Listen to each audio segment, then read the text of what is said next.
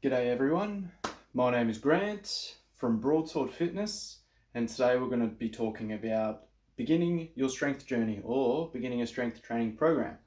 Now the overall goal to this is to really get you started. So whether it is the start of your fitness journey or you've had a few bouts in the past where you've been trying and then you couldn't quite get into a routine for whatever reason it might be. This is something that might be beneficial to you. So, to get started, your main goal when you are starting out your fitness journey, or whether you're working towards whatever goal it might be, is to get into a consistent routine.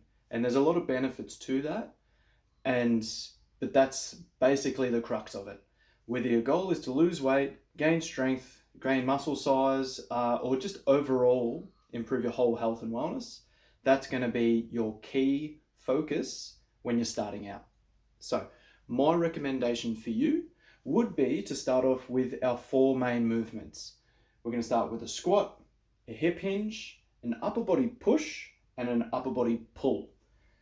There's a few different ways that we can do this. If you're starting in the gym or you have access to a gym, even a home gym with some bits of equipment, you're going to be a bit of an advantage to those who are just starting out at home. But those at home, you can still do all of these exercises. There's absolutely a lot of things that you can use in your home to help you accomplish these.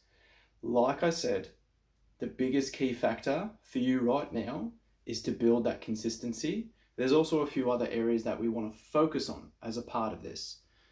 Before we do get started, I do want to mention, when we're starting out, it's very easy to have your motivation get the better of you. I know you can get quite eager, especially when you've got friends, family, co-workers, whatever it might be, who are showing an interest in, getting healthier, losing weight, whatever it is. And that kind of, you can almost feel like you got peer pressure to do it yourself as well. At the end of the day, I don't want you to feel like you need to do it because others are doing it. You should be doing it for yourself. Anyway, so the reason we start with such a basic program is to build that foundation of strength. You need to be able to familiarize yourself with these movements, so you understand how to move your muscles, move your joints, and understand what it feels like to move through those planes of movement. Now, that comes down to exposure, experience, education, and consistency. These are the 4 main focuses of your foundation program. I will create a program for those watching. It'll be in the description of the video. This is just something to get you started for the first 4 weeks. There'll be regressions and progressions, but we'll get into a bit more about that when we get into the principles. Overall, the biggest thing is just to get you started. So all of these movements right here, these are all functional movements. These are all movements and actions that we perform throughout the day. A squat, that's basically just a movement that you perform when you're getting in and out of a chair. It might be when you're standing up from your bed, getting in and out of your car, regardless of what height it is. On and off the couch, you understand where I'm going. A hip hinge, this is something we might perform when we're putting our shoes on, when we are bending down to pick something up off the floor, picking up shopping bags, and so forth. An upper body push, simply that is just related to, say, opening a door. You're opening the handle, pushing it open. Could be with one hand, 2 hands. And again, upper body pull is performing the opposite of that. So closing a door, or again, you also perform that when you're picking something up off the floor. Now, where I recommend, this is where we get into the nitty gritty of it. We have this in my field. I'm an exercise physiologist. In my field, when we're working with our clients, we work with a principle. This principle is called the FIT principle: frequency, intensity, type, and time. Sometimes type and time are swapped over, but it doesn't matter. Frequency for our program, we want to be performing our sessions 2 to 3 times a week. Why? you'll hear other people who perform, 3 or 4 times a week, or even more than that. And then others will say even less than that. From my experience, my best advice from me to you, start with 2 to 3 times a week. That's where you're going to get the most benefit from your program. That's where you're going to be able to get the best stimulus for your muscles to encourage growth and strength. And to be honest, it's going to be the best for you. So when it comes to intensity, you don't need to be worrying about the optimal rep ranges. You don't need to be worrying about, adding weight, anything like that. What you should be focusing on, just the single thing, is really just getting a full range of motion. So you're not performing half repetitions. Let's take a push-up, for example. You're not doing half repetitions from the bottom half or the top half. You're making sure that you're going through the full range, so chest to the floor and then back up again. There should be an emphasis on control, so not throwing your body weight around. The more control you practice during the exercise, the greater benefit you're going to get from it. Your muscles and your joints are going to be more efficient at performing the movement in a stable manner. And overall, you're just less likely to experience an injury when you're doing these. The next part is, I guess the finishing part for your intensity should be, understand that you're just at the start of your journey. You shouldn't be, your biggest primary focus should be just being consistent. That's why we're starting with just body weight. That gets into the next point. So type of exercise, we're looking at body weight movements, compound exercises, larger muscle groups. All of these movements here, they are functional movements, things that you do throughout the day.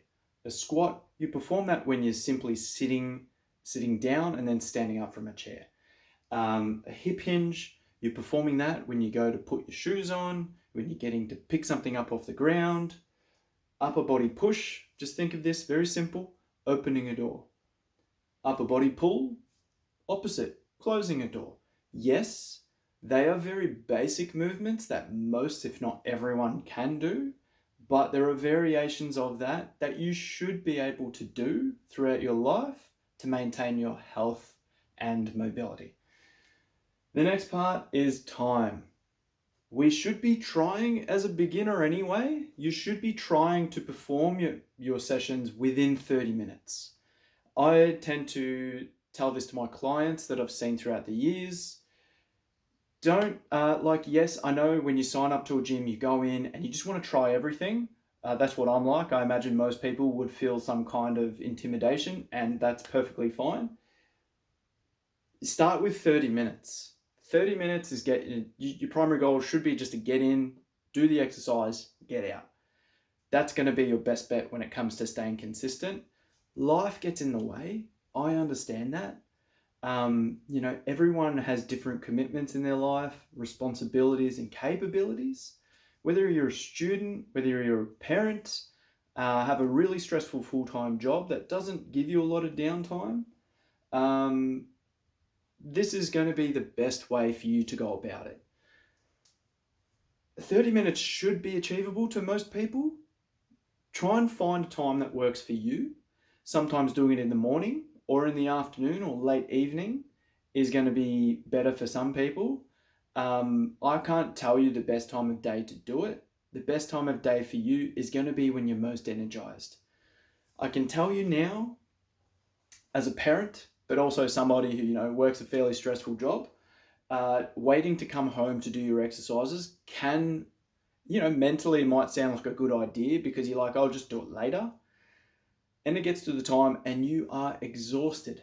So my recommendation, just find the time of the day that you're most energized, and that's going to be easiest for you when it comes to staying consistent. My closing message for you is that this strength building program is really just a way for you to dip your toes into the water before diving into, improving your overall health and wellness. Regardless of what your goals are, this is going to be something that you can benefit from.